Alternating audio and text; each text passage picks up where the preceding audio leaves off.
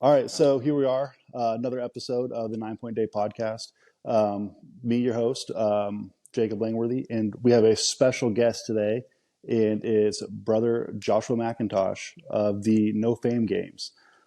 He's a powerlifter, Highland Games athlete, promoter of all things Highland Games and strength sports. So, Josh, thank you for coming on the show. Yeah, man. Yeah, no problem.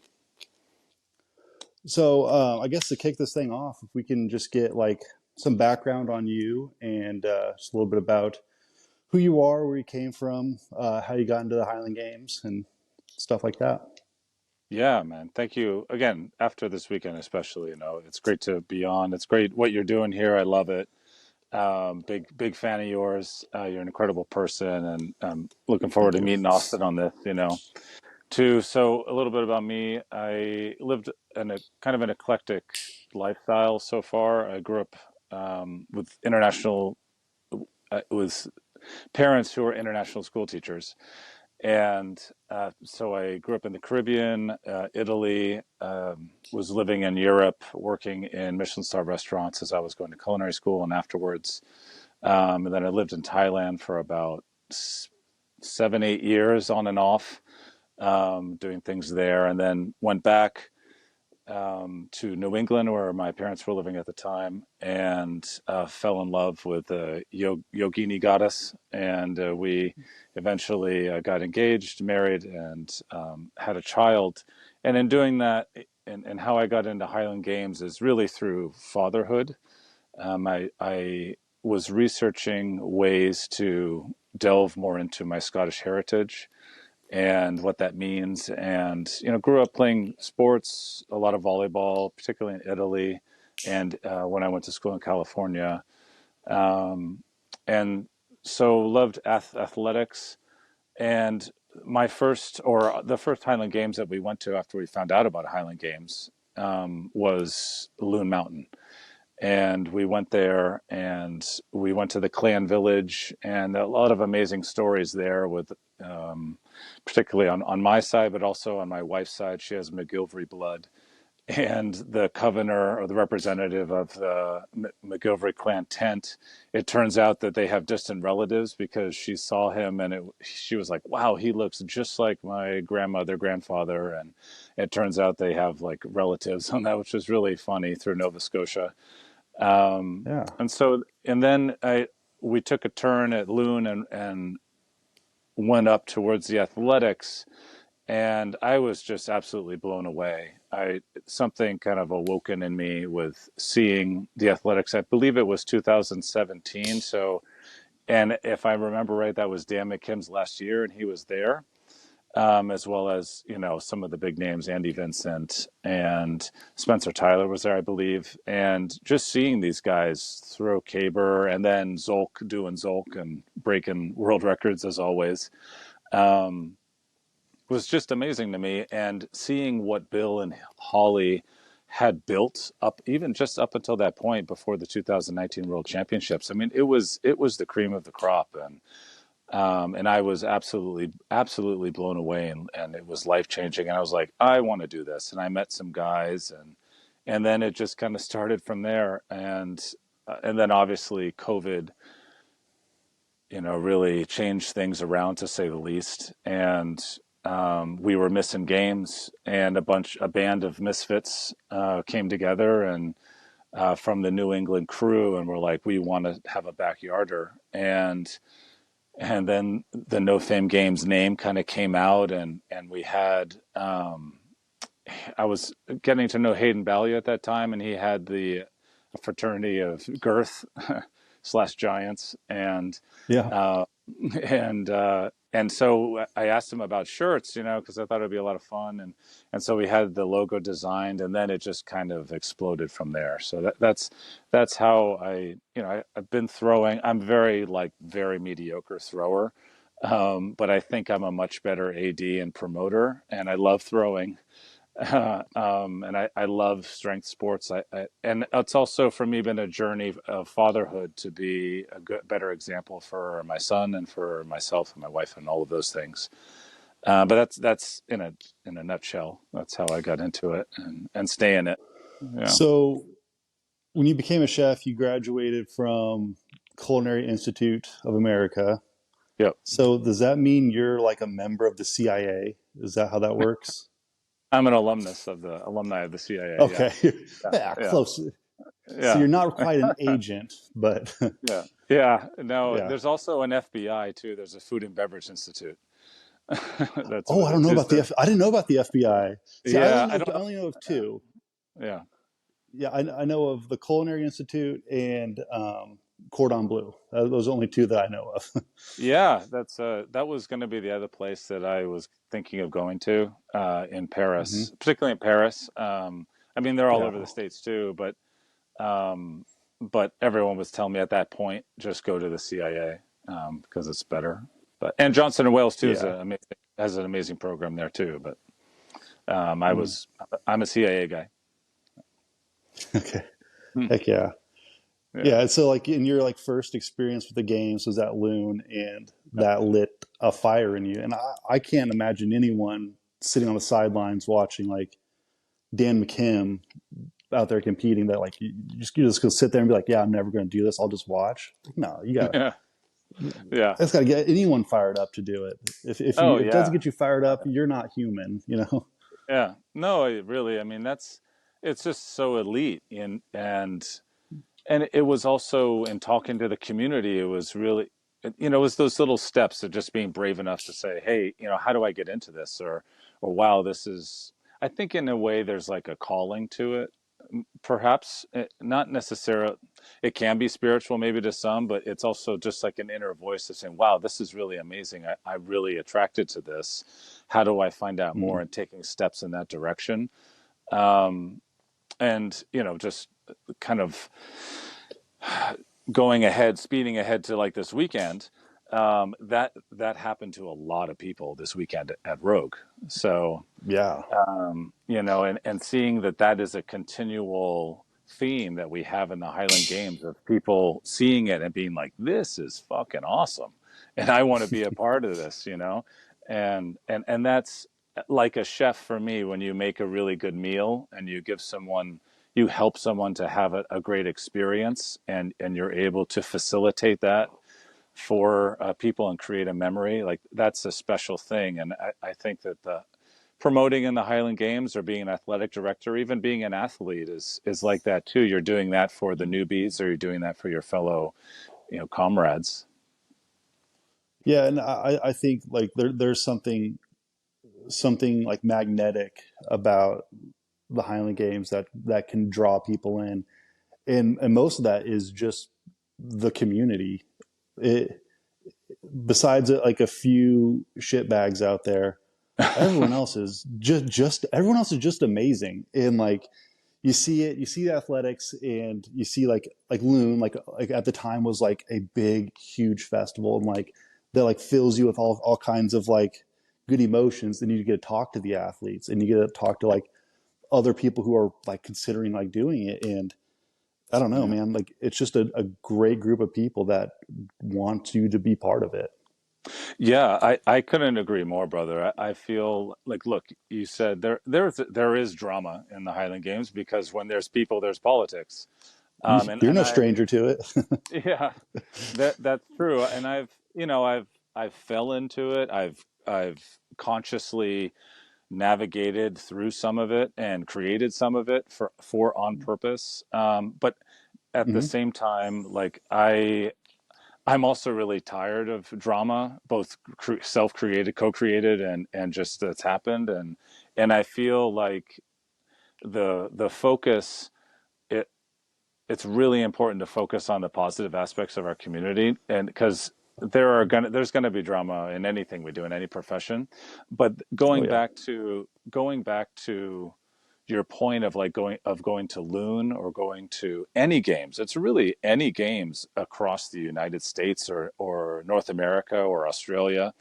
It's We have this bond together that is forged in the fire of throwing heavy shit, and it's a beautiful thing that we all share. And and I think that there's a real magnetism, like you said, there's a power to that.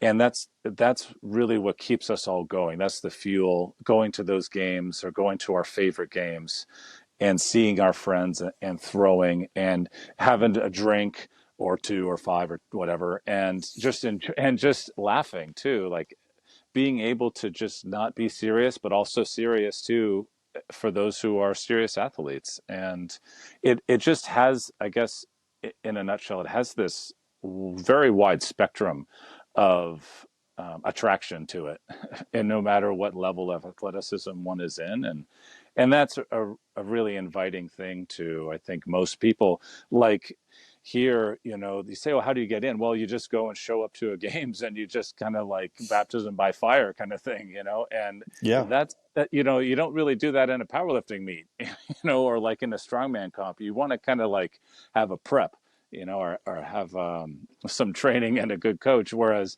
kind of with us, we're like, yeah, just show up and let's just have fun, and hopefully you won't get hurt. Likely you won't, and you just have fun, and yeah, you start. Yeah, that's always like the thing that I tell people is like just show up to a games. Don't worry about getting into like practice groups and stuff like that. Just go do the games because you're going to be stuck with a bunch of people who it's their first or second time doing it, and they're Yeah, going to be just as confused and as scared as you are. And like you guys are like you build like little bonds in like your early groups that you throw with, and yeah, I think that's really the move. yeah. But That's so true. So just to say to piggyback off of that, is that's really how No Fame Games started. Was we all had this bond of throwing together. A lot of us first time throwers, I think a lot of us, and then others who were amazing throwers. And it was this bond that we were like, we love throwing with each other. We love the camaraderie, and how do we keep this going, particularly after COVID? And that's really the roots and core of what NFG is about. awesome. Did I see recently that you threw a games a couple weeks ago, a month ago, What do you mean? in Sorry. you threw in a games Oh and you yeah, competed? yeah, I did. Yeah, that was in our. Well, it was Scotland, Connecticut, but they lost the venue, which Mm, was a really beautiful place in Scotland, Connecticut, like an old farm. Been there for a long time, and some issues happened with the venue, and they had to move it to the nearby town. But so it's in Brooklyn, Connecticut now. But yeah, yeah. I mean, I try to throw like 3 games a year. I did. It was 10, but after NFG has turned into the beast that it is now, I only have so many hours in the day, and yeah. yeah. So. Yeah, I saw you post a video of you throwing heavyweight. Looked pretty good. Oh, Looked thanks, man. smooth. Yeah, Oh, I liked it. thanks, man. I appreciate that. You're complimenting me unnecessarily, but I like it. No, Yeah, it did look good. yeah, yeah, I showed thanks. my wife and I was like, look at him. He's very fluid. Yeah, But my and the weights, I 56 really is no love. fun. Yeah, no, it's Yeah. not. Yeah, I don't like to throw it much after turning 40, but I feel also too like I don't want to make excuses because I feel like you go to Scotland, you throw what's there. You don't Hmm. throw like you don't choose like, oh, I'm a master now, I'm going to throw the 40 too. I mean, now you got to go throw the fit. You got to throw what's there. And one of my next goals is to throw in Scotland, and so I want to be prepared for that. Oh, for sure. Right. Yeah. So speaking of Scotland, Mm. good segue. You were just at the Rogue Invitational, Yeah. um, doing a Highland Games competition and demo, Yeah. which is very huge. It's one of the biggest things that happened to the sport in a long time. Yeah. Um, can you give us a little bit of like background about how that came to be? Because I'm sure there was a lot of ups and downs and a really Hmm. weird road to get there. Yeah. Yeah, man. I'll try to do this justice. This is a monumental thing that happened, and I want to start by saying that NFG and myself, although yes, I'm very proud that I played a part in it. It didn't just happen because of me and NFG. Um, that this was a communal effort and a collaboration across ponds of people and our community as a whole. Really, I really want to give a lot of props to the spirit of our community as a whole of what created this. And the reason why that is the main person to initially give gratitude to is Dr. Bill Crawford and his relationship that he's cultivated with Rogue, him and Holly, obviously, and Billy, their son, um, of what the relationship they've cultivated with Rogue and the Highland Games over decades. That this would not have happened without that first being a foundation, because it had to do with trust. That Bill has been advocating for this to happen for years. And they obviously Stoneland came out. For me, Stoneland changed my life. I feel like that's a pretty common theme with a lot of Yeah. men and women. But speaking as a male, that really changed my life for the better. And I was really blessed that Bill, who was in Stoneland, and also Martin Yanzix, who was in Stoneland, were obviously Bill was the athletic director. Bill and Holly were the athletic directors of Loon Mountain for like almost 2 decades plus.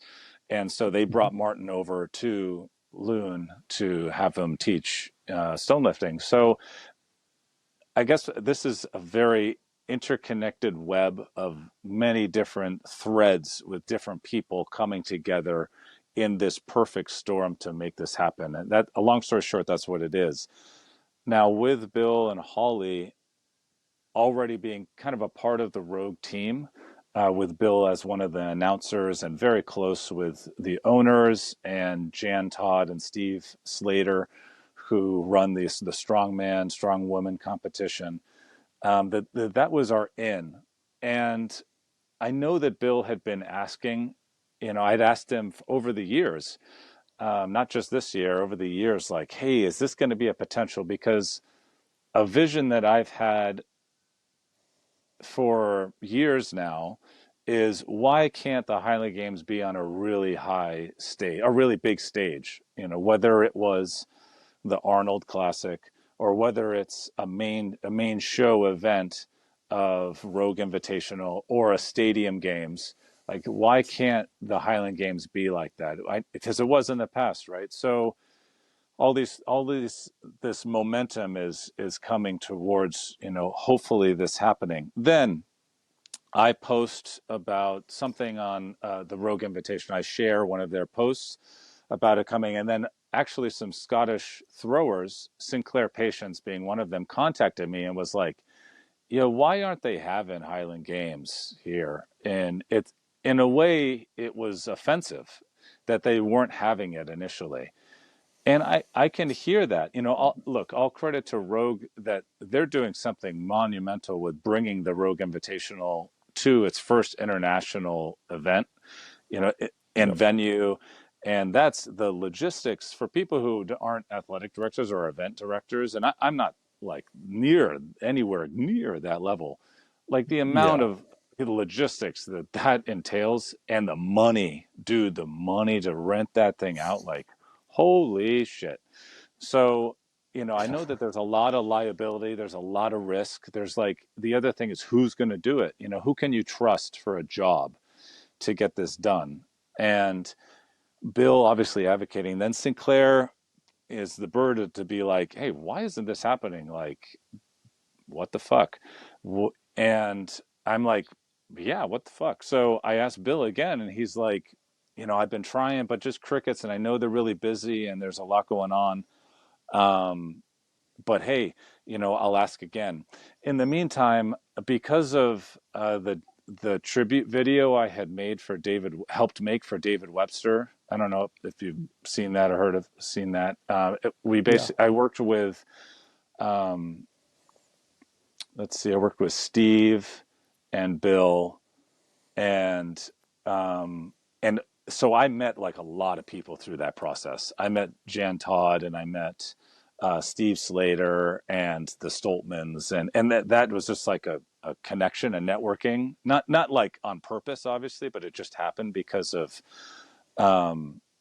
of Steve particularly wanting to, do this the right way. So in doing that, I had met Jan and Steve, and so Steve Slater. So I wrote them an email, and in the meantime, I had asked Sinclair to say, "Hey, Sync, can you put together 5 guys and ladies who could do this pro bono? Because I feel like there is no money in this. There's not going to be any money in this, especially this last minute. It was, I think, October 8th was when Sync wrote me, and I'm like, dude, this is, maybe this is possible, and if it is, it's going to probably have to be pro bono.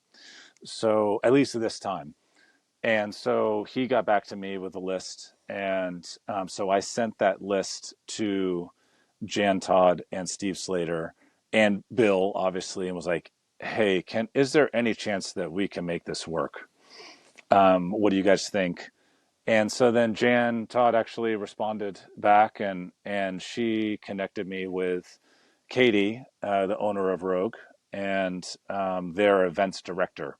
So then, while that was happening, Katie actually had a conversation with Bill, and then she started to give a green light, or she gave the green light. And then as soon as she got the green light, then it was like, okay, boom, boom. Like then as this huge snowball of things started to come about. And Rogue then, as a company, onboarded No Fam Games, or it onboarded me as a point person to then be the connector with all of, how this is all going to happen. So once we got the green light, it then became, what's the space? Where are we going to throw? What are we going to throw? What are the dimensions of the venue? Can we get implements? Can we, organize basically a games within 4 weeks for the Rogue Invitational?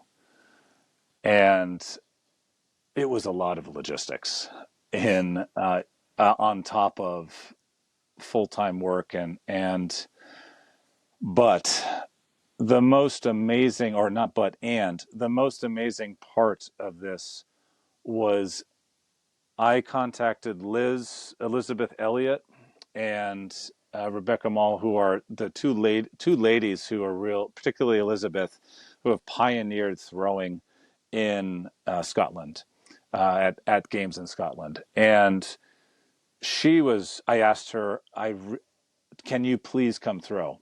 And I really want to honor you, because equality is very important. Scotland is huge on equality in terms of its general culture and populace, and I think this is a monumental opportunity to highlight at one go, first time, men and women.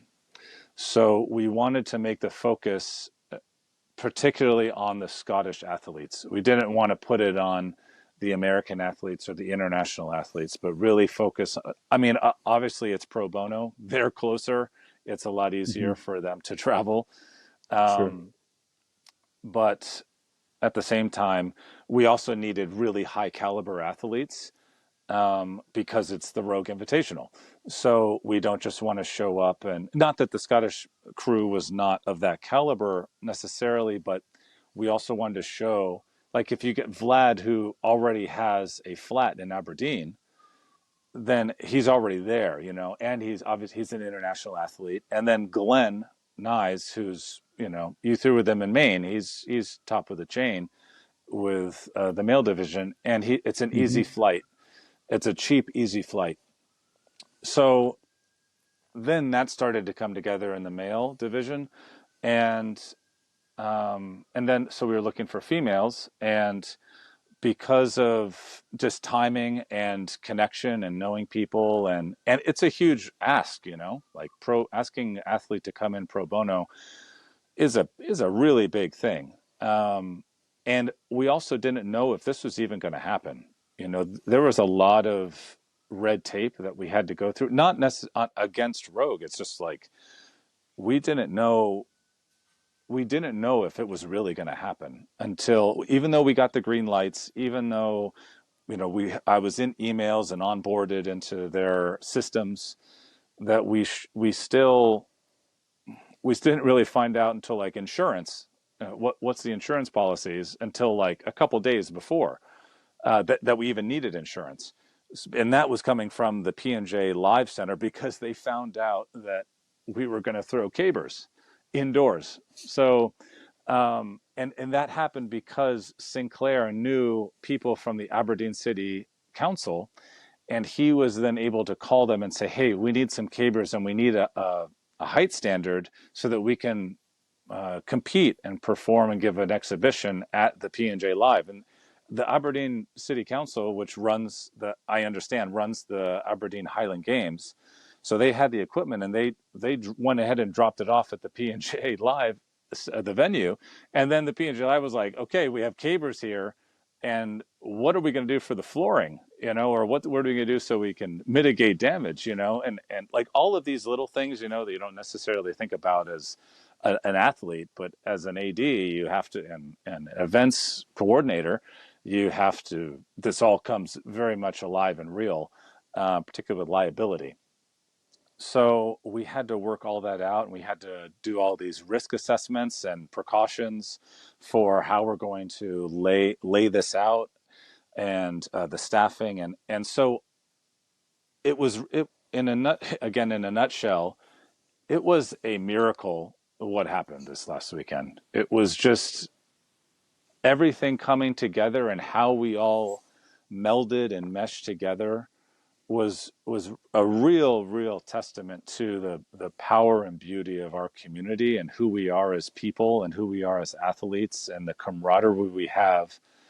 And as soon as we got there, it was just this immense amount of excitement in the crew and in the team that we had, and it was really powerful experience. Not that we don't get that over in our games, or our local games, but obviously it's the Rogue Invitational, and there's a lot on the line. There's a lot of pressure that we need to perform. We have a job to do, and like Bill Belichick says, we need to go do our job. We need to get the job done. And so all of us were had that mentality that we need to go. We have a job to do for our community and to represent our community, and we need to go do that job. Yeah, that's a lot. Like I can't even imagine having to try and put that together, especially for like you being in the States and then having to work with all these different parts and pieces to make it come together. It's incredible the feat that you guys accomplished this last weekend. Um, Yeah, I mean, as another example, like Elizabeth Elliott, she knew that the Aberdeen Highland Games did not have women's cabers. So she lives in Glasgow, and her work actually got a van to then drive the 3 hours, 3.5 hours one way to drop off cabers at the P&J Live Center so that the women would have cabers. So that her and then Hannah was already there, so that's an easy thing. But so that the three of them could throw cabers. Um, and then the height standards, these things, dude, like blow your mind. How they got to be, if they're not 60 years old, these things are like from the beginning of the Aberdeen Highland Games, like 100 years ago. Because it's plywood. It's two pieces of plywood with like a metal, link around it. You then slide one piece of the plywood up, and you peg it with this old peg. It looked like a railroad peg, and then you go up and down that way with a knockoff bar. And I've never had to deal with knockoff bars, and man, it is a wild experience, these knockoff bars with yeah, this little piece of wood that you put a 56 and it snaps, and there's like wood flying around, and it's just a show. So yeah, anyway, so like in order for in order for those standards, they usually put them into the ground, right, or they nail them down. We had Rogue sent 100-pound sandbags to Alistair Gunn and Jamie Gunn, because they have a farm up in northern Scotland, to fill with sand that they had there. So that was a whole nother operation. And then the kettle bags, they were going to send empty kettle bag, these new Rogue kettle bags that they used at the Arnold UK for the weight over bar event they did in honor of Danny Webster. They were going to send those empty to Elizabeth and Neil, Elliot, her husband, to fill with buckshot and sand. And so there was all these logistics going around for equipment. And then we also had Greg Walker, who is, I guess, will soon become, I'm going to put a little pressure on Vlad, will soon become Vlad's brother-in-law. And, or he better, Vlad, get your shit together. Um, so Greg, who's a heavy athlete, and he's one of the guys who was selected to come and throw. He lives in Fettercairn, which is about a half an hour outside of Aberdeen. So he got the trigs together. He got another caber, kind of like a smaller backup male caber. And so there's all these parts that are just coming together to make this happen. And I want to make sure that I honor everybody. That's why I said this is a really like an intricate web of many threads of things coming together. So I'm trying to do this justice while I'm while I'm talking to you. Yeah. Yeah. So how do you think the actual day played out, like the actual competition? So like it Yeah. was a Friday, Saturday, and Sunday. You guys had stuff going on all 3 days. We did. Yeah. So good question. We in this conversation and the thread that the main kind of rogue heavy demo thread, we and in talking with the rogue management and building a schedule, that Friday was going to be more of like an introduction to the Highland Games. So Bill and Holly was played obviously an integral part in this too, in terms of just on-site logistics and management and testing. So I flew in on Thursday. I stayed with Vlad, and we immediately went to the P&J Live venue, which was like 5 minutes away from the airport, and we started putting the area together. The area was 30 feet by 50 feet, if that. Maybe it was like 30 feet by 40 feet. So we were going to throw cabers and heavyweight for distance and Braemar in that area, and which is like, man, I don't know how we're going to do this. So while we're there, though, in this vendor village, I look at Vlad, and there's just people around, and like Mitchell Hooper came by, and we were just kind of meeting, these CrossFit athletes and strong people. And every time someone wasn't looking, Vlad and I expanded the barricades a little bit more and a little bit more throughout the venue. So by the time then Holly came, we had already, on Thursday, we had already expanded it maybe like 1.5 times. And she just looks at me and she looks at Vlad and she's like, this isn't going to work. Like, this is way too small. And I'm like, yeah, you're telling me. So she's like, I'm a ask for forgiveness, not permission person. So then she just goes around and we expand it like even more. Um, and there's some other like the metal link barricades. So we're like doing that. And I had Vlad test out some of the some of the cabers, because I mean, he's the best caber tosser in the world right now. Like, I don't Oh know, yeah. if not the best, he's one of the best. And so I wanted to. We had to test where we're going to pick the caber. Where is the stopping point where the athlete has to throw the caber from, that they can't move any more in front of that point, otherwise it'll go into the crowd or it'll go into the barricades and over the landing pad, because the Aberdeen caber that they gave us was a good sized caber. It wasn't necessarily like a demo caber, like it was a good sized caber. So we then had to measure out and go through all of the events. Obviously, weight for height or weight over bar is, you just put it in the middle, that's fine. But the Braemar we used was an indoor shot, a 20-pound indoor shot for the men and a 14-pound indoor shot for the ladies. And that was great, but it rolled. It as soon as Vlad gave us some good tosses, it was rolling, and those barricades were not blocked by anything. So luckily, we were right next to Go Ruck, and they had an extra 26-foot foam mat just by chance. They had this other mat, so that was, as I talked to. I mean, the middle person between Rogue and the venue on the Rogue team was phenomenal. Her name was Katie, and she really was our link and middle person, but for getting all the stuff that we needed. And she was, I tell you, you give people kindness, and you treat people well, and they treat you well. And she had told me that in the past, a lot of the other vendors don't really treat them well, and she was kind of shocked that we were like nice people. And I was like, hey, welcome to Highland Games. Come and have a drink with us, or just hang out, or whatever. And so she was like really happy and helpful to be helpful. And so anyway, we get this landing pad, and Thursday Martin Yanisix came, and we were all hanging out, and so we get the area set up, and I feel like, okay, we can put this barricade up, the 26-foot foam, 26 by about 6 feet foam around the metal barricade when the shot's being thrown, to block it with caber so that the shot doesn't go into the crowd. We back the trigs up, put the sandbags, put the trig against sandbags. And the kettle bags were actually, they worked really well. Vlad and a lot of the guys and the ladies, like Christine, with the 28-pound kettle bag. I mean, she was tossing bombs. They were throwing bombs. And so anyway, we did the test run. We all felt, okay, this is what we have to do. Obviously the biggest issue was the caber.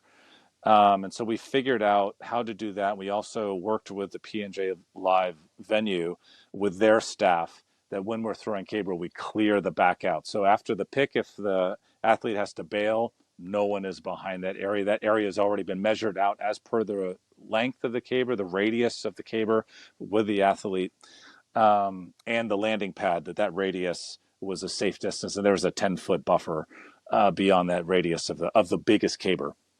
So all of those pieces together, Friday happens, and we have Neil Elliott, he is a fucking legend. This guy, he is just like I don't know how to describe him other than he is the life of the party, and just he knows everybody. So Friday comes, and he like had already organized pipers to come and hang with us, and so him and Liz were going to lead the introduction, and the demo was going to be with Vlad, Christine, and Matt McDougall. Because the reason why there weren't Scottish athletes is that they were all working. There was their Friday, and they couldn't take the day off. So it just so happened that the international athletes were able to be there, and just the timing worked out and all that. So that demo was a big success, and there was like 2,000 people that showed up at that time frame that we had. And particularly when the caber was around, and we were all, I told everyone, like, we need to put on a show. And I mean, not that I had to tell them, they already knew this, like, this is our chance. And Neil and Elizabeth and Rebecca had also brought our traditional implements. They had painted them up and cleaned them up, and so people could come and actually feel the implements themselves. They had brought hammers too, with the rattan handles, which you would have loved, Jacob. Like, it was like the little Yeah, thin dude. whippy handles. Like, Yeah. you would have loved just to get your hands on these hammers. Was like, it was really awesome, and they brought the boots too. And so we just lined up this area for people to say, like, hey, we're throwing these indoor implements, but this is what we usually throw with. And people were just like blown away. And obviously we're in Scotland. This is such an integral part of Scottish history. And it was just so well received by everyone who was there. And obviously, we're in the Rogue Invitational, and just like there's rogue stuff everywhere. I mean, it's a show. I mean, I imagine people. I haven't been to the Arnold Classic, but I can imagine, like, you go to the Arnold Classic, you're like, wow. I mean, this is the real deal. This is the next level. And so that went really well. No hiccups. The caber, obviously having Christine and Vlad and Matt on caber was fine, no problem. The cabers took a beating. Obviously it's indoors. Even with the landing pad on the ricochet, where the thin part of the caber that we hold and then toss over, that hitting the ground, it took a beating. But they held up at least for Thursday. So sorry, so at least for Friday. Um, and then Saturday was our big day. It was the start at 8 a.m. 8 to 10 was our first slot for heavyweight for distance and weight over bar.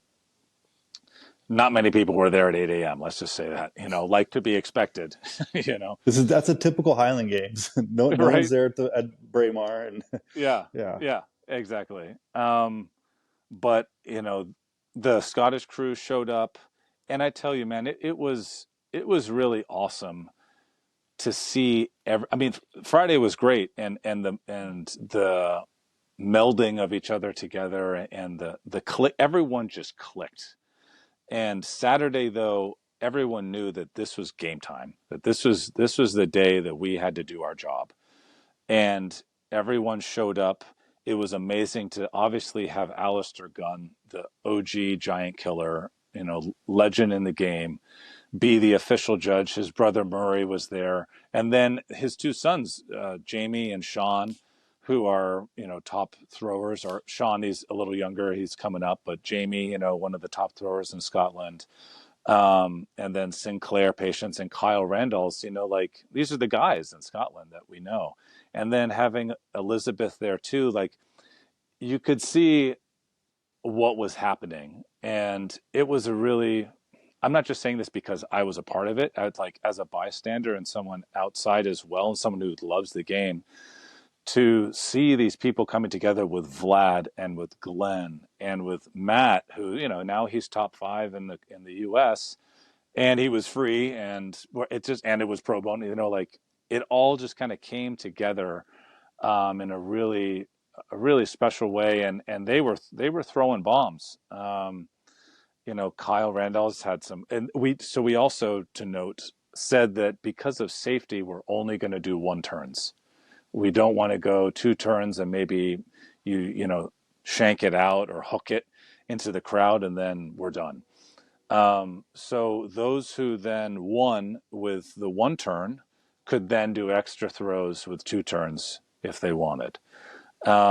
But seeing some like Matt throw a 40, I think it was a 40 plus or maybe 39. I don't know. I don't have the numbers in front of me.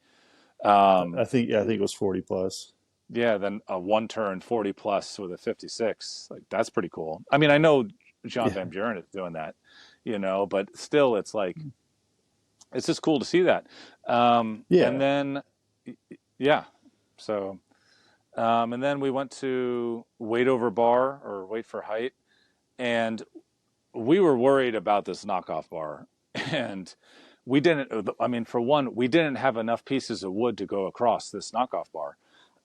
So what we did was we went to um, basically a Home Depot in Scotland. I think it's called B&Q, and we got Hmm. a iron rod that we then taped and roped, that it could still be a knockoff bar, but it would knock off and be attached, like not fall down to the ground. It would just kind of Yeah, knock down, and then there were these two special sticks that two people had to use to then prop it back onto the I don't know, the bar, like the hook, basically the level that you would put the bar or the piece of wood on.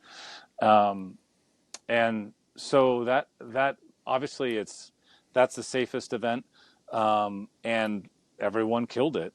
I think Vlad got 17 feet 2 days in a row, or for the weight for height, with a kettle bag too. So what the guys have said with these kettle bags is that while you're throwing, although they're very narrow, that once you start to pull, it does stretch a lot. So it's not like a yeah, constant length that you would have with the metal implement. But while you're pulling, you're feeling this stretch. So it's a little harder to feel the weight, is what they were saying, for the throw. So that was the first event. I don't know if you have anything you want me to clarify or add to that or not, or I'll just keep steaming through. steam through. All right. So then at 2:30, I had talked to Rogue, and we all felt that the 2:30 time slot for Caber on Saturday was going to be the big time slot. That was probably going to be where there's going to be the most people. So when and then just to go back to the time slots, that the time slots that we were given were times in between the CrossFit and the strongman competitions, where they wanted the attend, or the people who the fans, the stands, to come out of the main arena and go into the vendor village, so that the vendors would have people running through and they'd spend money, and that's how the vendors would make money. And so we were then to be an extra attraction to the vendor village to draw people from the main arena to be and stay in the vendor village and hang and thus spend money. So when it came caber time, I guess that word got around, and there were a lot of people there. I mean, some people had said there was like 3,000 plus. I mean, it was just our whole area and beyond was just absolutely filled with people. The pipers were there. We put the caber, the female and male cabers. We escorted them in, and it was just like, and we introduced the athletes, and we threw caber, and man, it was awesome. And seeing, so then we had kind of a middle caber for the men. The women too, they had three cabers that they were going in between. And then Vlad, towards the end, he threw the big caber, and Vlad did his thing of pick the caber, walk, turn around, did the 360. Was yelling at the crowd, getting them involved, and then he just took off and turned it without. I mean, it's just crazy, like how good Vlad is at caber. Well, Um, that 360 is nuts. It's just the craziest thing to do. no, And and what was every it? time, Yeah, yeah, yeah. Please, please. well, every time I throw caber, I always lean over to like whoever's judging. I'm like, I'm gonna do a Vlad 360 watch, and I get it, and I'm like, nah, I'll pass. I'll just throw it. Yeah, yeah, and it's. I tell you, man, like he he's an amazing athlete. If you want a little drama story too with Vlad, not in a bad way against Vlad, but so I hear that Vlad, they test in Scotland. They're governed by WADA, and they test.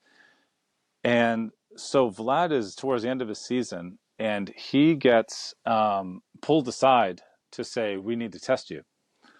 He's because I think he had just won, like his whatever it was, like his 20th game in a row or something ridiculous, and so he gets pulled aside, and it was actually people who had been in Paris testing Olympic athletes that they came to then test Vlad, and they told him that there were over 50 complaints that Vlad had, that they said Vlad must be using. Vlad tested clean, and so just to say for the record, because I saw the emails, that Vlad tested clean and he won 20 games and done what he's done and gotten to the level that he has clean. That's even, I mean, look, we can say what we want about supplements and all that. That's very impressive where Vlad is at and what he's doing with his body clean. So just wanted to put that in there, as Yeah, well, like, there are a lot of guys out there taking a lot of different things and not yeah, even doing a fraction of what Vlad can do. yeah, So it's yeah, yeah, yeah. So drugs don't make the man. yeah, well, and him and I talked about this too, and people think like, oh, he had said this too, that the common misconception is like, oh, you just take steroids and you're magically better, where he's like, no, you still have to put in the work, and I think everyone understands that, whether you take them or not, or I think maybe not everyone understands that, but some people do fall victim to say, oh, you just take these magic pill and then you don't get better. But anyway, so side subject, returning to the caber, and so that went really well. Caber was a massive hit. And when that came, turns out that a lot of the Rogue film crew had showed up, particularly right before it ended. And one of the videographers being the person JP, who shot Stoneland. So he had this major equipment that he was around. And so I go over to Vlad because we were about to finish. And I said, Vlad, you need to throw the big caber one more time. And so he's like, I'm here. And I said to Christine, you need to throw the caber one more time. And so the cameraman's right there, right next to him. And then Vlad, I said, this is the time, Vlad. And so he does his 360 thing, to the camera goes up, sticks his tongue out, turns around, Yeah. and just nails the caber, perfect 12. And so I say that not like to not that you're just doing it for the camera, but that so people also understand that we were there to do this job, right? We were there to be representatives and to show off the Highland Games, to show people that we are here to play. That we are here to also be a part of this invitational, and that we deserve to be here. So that's an important part too, because Rogue it's not just how good you throw, it's how great of a show person you are, and we Hmm. needed to show that as well. So it's in a way that's maybe what separates the Rogue and this kind of show, is that the professional athletes who are selected or will be selected by Rogue in the future, have to be not just good throwers, they have to be amazing showmen or showwomen, and they have to know how to work a crowd. They have to know how to be a good ambassador for the sport and for our community, not just like goons, who create ruckus and not that you can't be rough around the edges. That's not what I'm saying, but it's there's a fine line here with this, and I was told that, not just because this is what I'm thinking, like this is what I was told too, that the people that come and show, they have to show class. They have to show, not just etiquette, but that they know how to control themselves. They know how to interact with the crowd. They know their place, but they also know, they're also inventive and creative, and they're just great people, and they're great athletes. So all of those things together. Then later at 6 o'clock, sorry, I didn't want to interrupt you if you were going to say something. Yeah, Yeah. I was gonna say like that's something that strongman has figured out Yeah. pretty recently, is like how to be the athletes that big companies and big productions can use.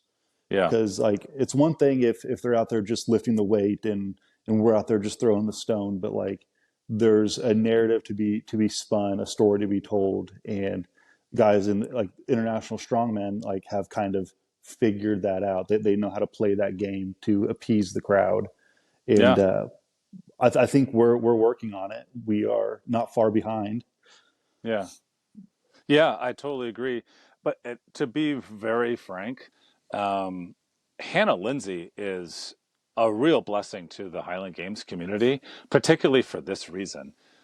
She, our invitation or our invite to the Rogue Invitational also happened because of Hannah Lindsay's involvement too. That the Rogue management could say, "Oh, Hannah Lindsay throws in the Highland Games. She's also going to throw in this. Okay, there's a way for that's a big bridge, because then they can say, okay, people are going to go watch Hannah Lindsay throw, because I'll tell you, when she was competing as a strong woman, man, is she a show woman. I mean, I Oh mean, yeah. we all know the infamous, like the one of the considered one of the best deadlifts of all time. Her nosebleeds are, just Hmm. like legendary. I mean, there are We just people have who to teach her to we just have to teach her to bleed on wob, and we'll be good. could you imagine, or caber? Yeah, I guess. Yeah, well, I'll probably be better. Um, but man, like, I mean, even at home games, there were people that came from barbell clubs around Boston area just to meet Hannah, because Hmm. of how legendary she is in that, and what her and her elite group of strong women are building for the sport of strong women. And they made history this weekend. Rogue made history by having what they did with the strong woman, that elite strong woman, and having an equal payout. Like Oh, I didn't Hannah, know that. yeah, yeah. So it's based on Bitcoin too. So I guess Bitcoin went up. So their purse went up pretty significantly before the event. So they did really well. I think they said something like 140,000 for first place or something. I could be wrong, but it was something around there, just for first place, and then obviously everyone gets paid. So having someone like Hannah too as an ambassador between those worlds of strong people, strong men, strong women, and Highland Games, was a big deal, because then we threw Braemar, um, and then it was the results for the competition. So Saturday was over, and it went really well. Vlad got first place, Matt McDougall got second place, Glenn got third place, and then Hannah, she was like the timeline. She couldn't really throw on Saturday at all, just because she was competing in a full strong woman competition. So Yeah. she wanted to be there, but it happened that the warm up times for her events happened to be during our peak times and the times that we were throwing. So she couldn't join us on Saturday. So it was Christine got first place and Elizabeth got second place, and then Hannah by default got third. Um, so that was amazing. And then Saturday night comes around, and we go, for some reason, Matt's girlfriend Phoebe like selects this total dive bar in Aberdeen, and we all go into this dive bar, and people are like, what the fuck is going on? But they're very like welcoming, but they see all these giants come in, and it was, I don't really go out much, but just to see and be around all of these people, and like just sit back with a pint and look at Martin Yenzix, some other people in the stone lifting world were there, Alistair Gunn, Murray Gunn, Jamie Sinclair, Vlad, Matt, and have everyone be there, and Christine of it, and just like those moments are really what's so beautiful about our community. I feel, just going back to that and how we were able to show our community, because while we were throwing, everyone was yelling, as we all do, was yelling for each other. And that was super contagious in the crowd, because I don't know if that happens as much or with as much intensity in the strongman or strongwoman or the CrossFit world, but people were really noticing, like, wow, we really support each other. Like, if you win because you were the best thrower that day, not because we wanted you to screw up. We're really rooting for each other. And obviously, there wasn't as much on the line, like $150,000, for a purse. But there, we still made a point to say that this is about our community. So Saturday happened, Sunday rolls around, and we have an 8 a.m. to 10:30, yeah, 8 to 10 window where we're just doing a demo again. And then Hannah shows up, and she's killing it, and I think she throws an 18-foot lob. She would have cleared 19, but the knockoff bar Mhm. took her. And but I tell you, like, when she went, her and Vlad I think got 17 feet that day. Glenn got 17 feet, I think, as well. I'm not entirely sure, but something like that. And but Hannah, man, when she was around, the crowd, like, she'd say, "Let's go," and the crowd would go bananas, like when she Yeah. was throwing. And I mean, it was awesome to see, and seeing all the other strong people gather to around the Highland Games and support and say, "Hey, what's going on? This is awesome." And we just heard so much good report about what we did and what we accomplished, and the crowd, there's constant comments from the crowd of like, this is amazing, how do I get into this, how can I learn more, you guys have to come back, you guys have to be on the stage next year. And then Yeti, because of, particularly with the caber on Saturday and how many thousands of people were there, Yeti did massive sales, and because they were the vendor right next to us. So those vendors were like, wow, you guys brought a lot of people, we want to sponsor you next year. So that, if it happens next year. So there's a lot of this groundwork that we hopefully have done over Friday, Saturday, Sunday, that will benefit the whole community. Like, I don't really like. Yes, it's nice that No Fame Games was able to fill this position because of what we've built, because of what my wife and I have built, because of what our core group has built over the years, because of the community that we have and the support that we've had. It's not just like us, or it's like not just Josh, like it really was everybody. And I give all the credit to everybody coming together as one for this. And I hope, I feel like we did, but I hope that we did enough to make this now a thing. There's no reason we didn't screw up. We did our job. We did our job well. There's no reason why they wouldn't ask us back, like offhand. I can't speak for them, but there's already talk of it happening next year, and we'll see. Yeah, so that was going to be my next question is like, do you see us coming back for one, and two, if we did, what would you change? Like, what do you think we could do to make it like better? Well, that's the big question. I mean, there's been talk of us coming back, so that's positive. Mm-hmm. If we come back, I'll say this, when we come back, just to be There you go. positive, when Yeah, we come back, manifest. that yeah, this is really that is a big part of what's happened is envisioning it and manifesting it. Um, should they come back? When we come back, it has to be we have more support. It has to be we're a part of this. We can't do what we did. Well, we can do what we did again, but it's just too much to do on all the athletes. And Mm-hmm. not that I don't want to take anything away, but it would be what is going to be nice is when they offer to pay for the athletes to come out and maybe offer a little bit of something for that.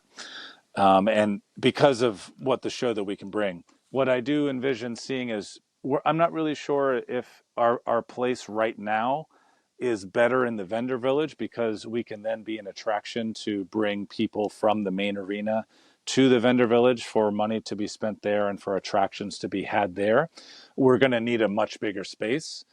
Um, we're going to need, we would really love to do hammers, and the reason why I say that is when I went into the main arena and it is this mind-blowing thing, and all of us went in there and were like, this Zeus apparatus that they had is gargantuan cage. All of us were like, we could put an Olympic hammer net in there and we could throw the heavy hammer, and with an indoor hammer, and all of us were like, that's gonna happen next year. What also is gonna happen is a challenge caber where the athletes can actually have a full approach, and then they have their stop point that they have to stop, and then it'll be the landing pad that we figured out how to have next year. So I could see things like the heavy hammer, a challenge caber, and a lightweight for distance going down in the main arena as main events, because seeing the athletes like they did on a bigger stage, it's very easy to see that. It's very easy to see us fitting into that space, and being able to put on a show.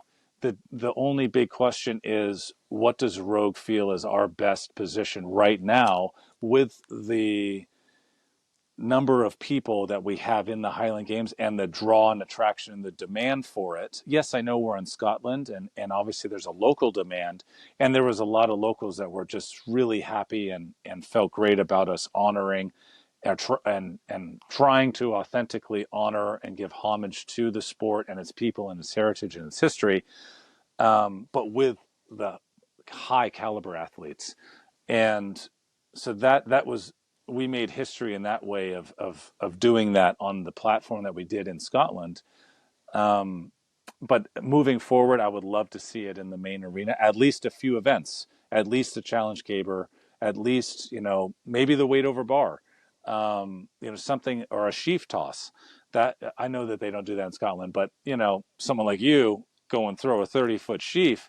That's it. It's easier for, when all ADs say this, right? All of us say this, that go to a games. It's easier for a crowd to engage in a caber, in a weight over bar, in a sheaf toss, because it's something that's very visual. They can understand, okay, this caber is flipped over. Oh, this weight or this sheaf bag has gone over a bar, and it's a successful toss. Whereas with a Mm-hmm. Braemar or with the weights, unless you're in the sport, you don't really comprehend how amazing a 90-foot lightweight for distances, or a 45 plus heavyweight is, or a 120-foot hammer, heavy hammer. Like, yes, it's amazing to see it as a show of strength and technique and finesse, but the crowd, a general layman, won't won't really understand that. So how do we find the middle ground for that and have maybe some events in the vendor village and then some big events and big draw and attraction in the main arena? So how can we split that?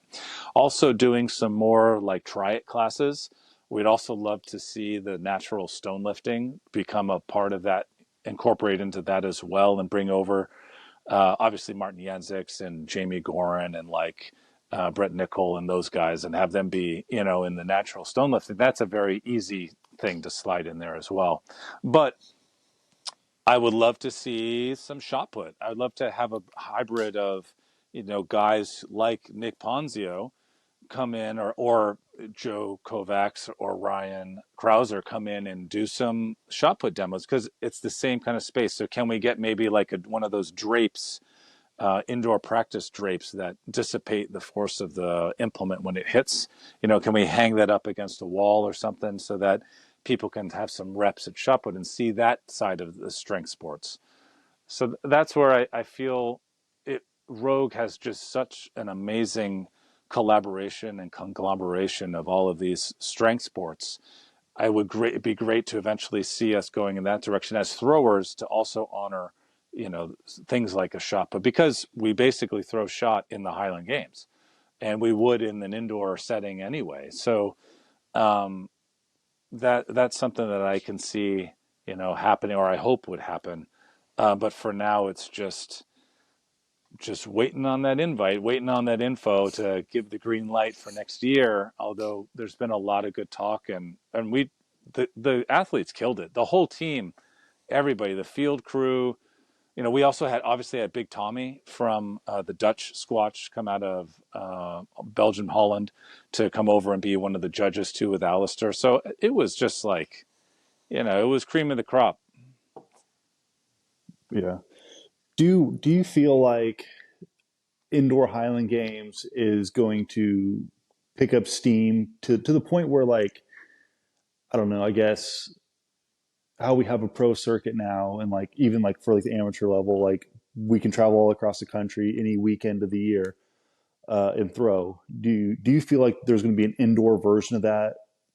And if so, like how far out do you think we are from that? Yeah, this is a great question for our community as a whole. I will say, from a financial standpoint and from a venue and a contract standpoint, that having an indoor Highland Games is much less risk than it is for ticket sales than an outdoor Highland Games. So, Yeah, but sure. it's a totally different animal. Like, I love the outdoor Highland Games because I love being outdoors. I love seeing people and throwing outdoors and being in the grass and being in nature. There's that kind of element of it for me. But in terms of like a huge company like Rogue Fitness, um, they would want to make sure that they could have ticket sales. So having an indoor venue like they did with the Rogue Invitational this time makes total sense, because you don't have to worry about the weather. You don't have to worry about those external factors as much. I think that there are already indoor Highland Games, throughout the U.S. I think though that it's the Rogue Invitational, we understand, is going to be back in Scotland next year. I don't know that for sure if that's confirmed, but there was talk of them having had a 3-year contract, so maybe another 2 years, and I don't know. This is all hearsay, so if it's true, it's true. If it's not, it's not. But there was a lot of talk, at least next year anyway, of them being back in Aberdeen. So that's a positive thing. And if they are back in Aberdeen, it would be smart of them to have Highland Games so they don't have a revolution, Mm. come about.